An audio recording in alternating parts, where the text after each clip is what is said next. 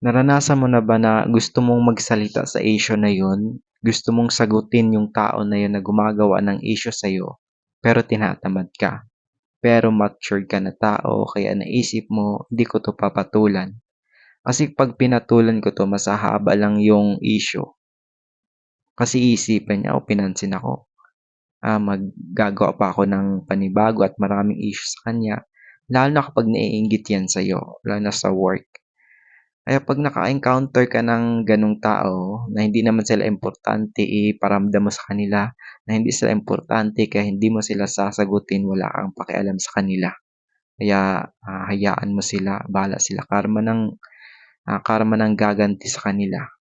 Paranas mo sa kanila, iparamdam mo sa kanila, pakita mo sa kanila na hindi ako bababa sa level mo, hindi ka importante para patulan ko. Hayaan mo sila. Basta ikaw, painggitin mo, painggitin mo lalo sila.